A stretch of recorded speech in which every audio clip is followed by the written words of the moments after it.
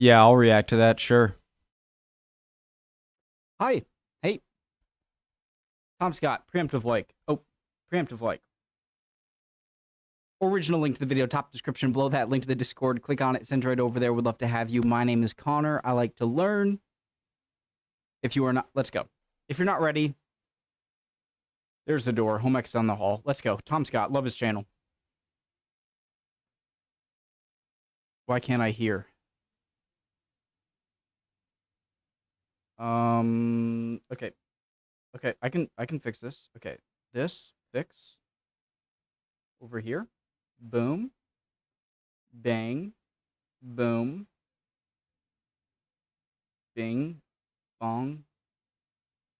Boom. Done. Under construction. That's some troubleshooting right there. Didn't even have to clip it. Or didn't even have to For more than edit. 25 years, there's been a medieval castle under construction in France.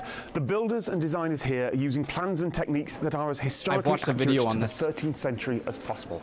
Guédelon Castle is experimental archaeology and a tourist attraction. The techniques rediscovered here, they're now helping with the reconstruction of Notre Dame Cathedral. But I'm here for one very specific piece of technology that I'd never heard of, and which to me feels like something out of the anachronistic fiction of Asterix or the Flintstones. It's called the treadmill crane, and it is a real thing from history. Now, I'm not an archaeologist or a historian, so I'm going to let someone tell you about this place and about this crane, while I actually go and get some stone and learn to power this thing. So when we say we're building a medieval castle, of course, we have to be very clear about which period of the Middle Ages we're interested in. So we've narrowed down our area of interest to the 13th century. To be even more precise, when we laid the first stone, we said it was the year 1228, and each year we move forward in history. So this year on site, Question.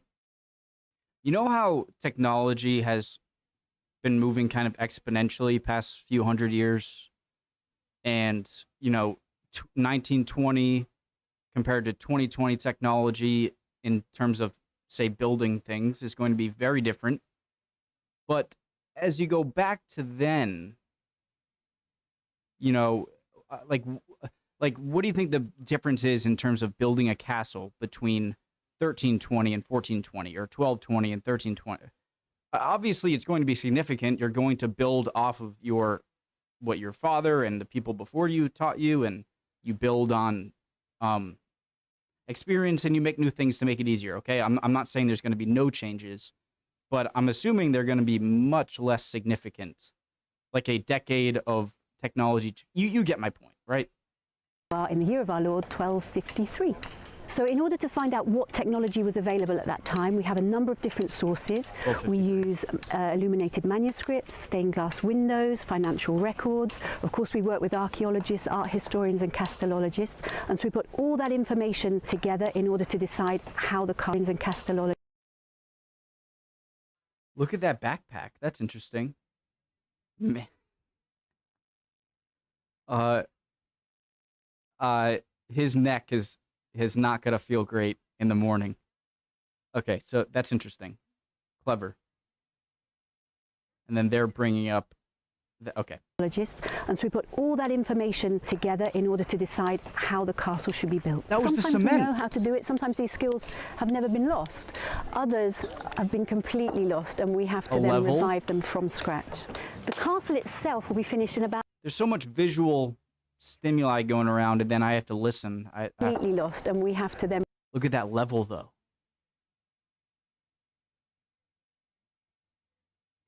Revive them from scratch. The castle itself will be finished in about another 10 years. So we're taking about 35 years in order to finish the castle, which is a really long time compared to the Middle Ages, because one of the reasons that we're building this castle is to show the visiting public. So half the time my colleagues are putting down their tools in order to explain the work we're doing. So here we are at a single drum winch. Okay. So that needs to go up there.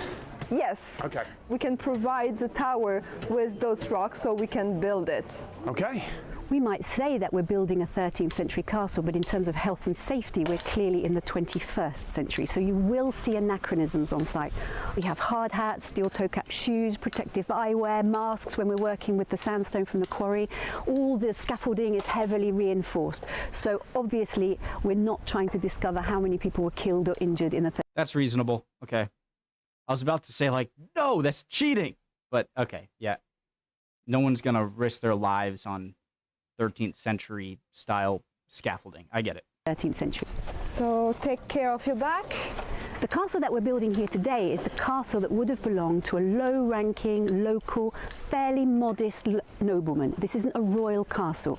Really? It's essentially being built as a private home, but there will be defensive elements within the castle. There'll be a portcullis, there'll be murder holes, arrow loops, crenellated walling, and all of this, even though there's very little chance that the castle would have been attacked in the middle of the 13th century, these features are still in place. You never know. So this is like a mediocre castle. It's not pretty any big. fancy modern pulleys or anything like that. No, it's just it's just a diameter middle- of this versus Yes. diameter of this. Yes, it's like if you were making an effort of 5 flights of stairs. So if you are walking 10 meters is 1 meter up. It's like a giant gear, basically. So we have a couple of single-drummed cranes, and we also have a double. Gear. Is that because this diameter is 10 times that diameter? I do not miss physics. Basically. So we have a couple of single-drummed cranes, and we also have a double-drummed treadwheel winch. And the advantage of that particular piece of machinery is that it pivots through 360 degrees. So that allows us to hoist loads up from the quarry and then spin the machinery around and place it exactly where we need it on the masonry. With the double-drum winch, we can hoist somewhere in the region of 500 kilos. That's 1,000 pounds in weight. With the single-drum winch, well, there's one person working, so it's half, 250 kilos roughly. So I'm going to lift 200 kilos. With this one. All right. 150, 200. I'm very jealous of him right now. Safety is obviously paramount when we're using this machinery. So we have someone who's responsible for applying the brakes. It means that there's no danger of someone spinning around like in a washing machine. We have someone who's at the base, responsible for charging the cradle, and then one person who is in charge of the whole operation, keeping an eye on how far the walkers still have to walk, because of course when you're in the machine, you can't necessarily see. So it's a very carefully managed process. This is a technology that goes back to Roman times, but which is being used in the 13th century in cathedral construction. We know that they were in use because there are a number of medieval cranes that still exist in the roof timbers of cathedrals. Canterbury Cathedral, for example, has a wonderful example of that. Oh, Are you going to be on the interesting. brake? Does it have a brake? Look. When do you guys think the first, like, one of these was... Like, do you think they had these type of things in ancient Egypt? Or is that a dumb question? I don't care. It's a question. This is no more brake. You can see here. Yep. It's just friction on that. Yeah. There's no evidence of Start a a braking fire? system on these medieval cranes. For safety reasons, we've included one so that we can stop it if necessary. Strictly speaking, if all's well, you just stop walking. Okay. Okay, just go ahead and Yep. watch your head. All right. And right now this won't move because you're on the brake. So Ooh, that... You can look at fixed points. Yep. So help you. yeah, because if I'm looking at this. Yeah, it will be Disneyland. Yep. Are you ready? Ready. Okay. Just walk. Walk. Oh wow.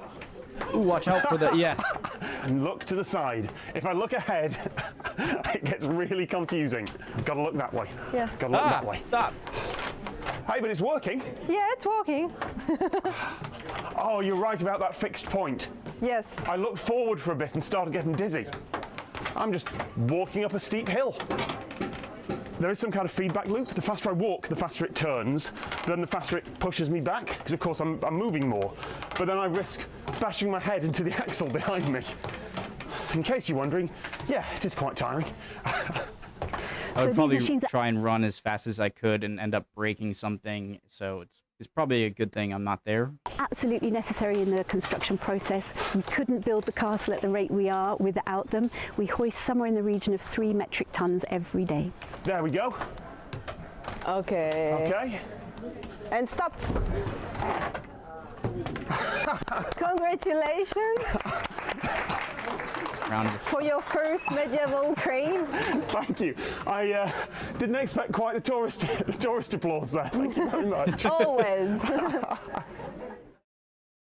Oh, that's great. He seems like such a great person, too. That was cool. I'm wondering how far back that technology goes. Like in Rome, they must have had some pretty cool stuff. Like engine or building equipment, right? Like stuff like that, but on a bigger scale. Really cool. I think it's really nice how they're using old techniques and rebuilding this thing. Even if they're not, the dangerous things and maybe the... Like, you see the picture? Hold on.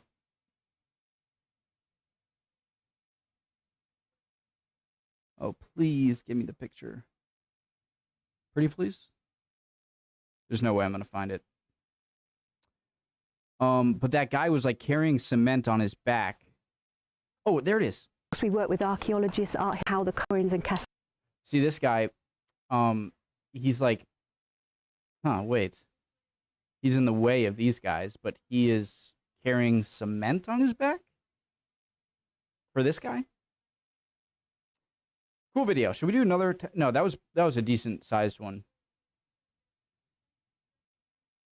I am tempted to watch another, but I'm not. I hope you guys are all doing good.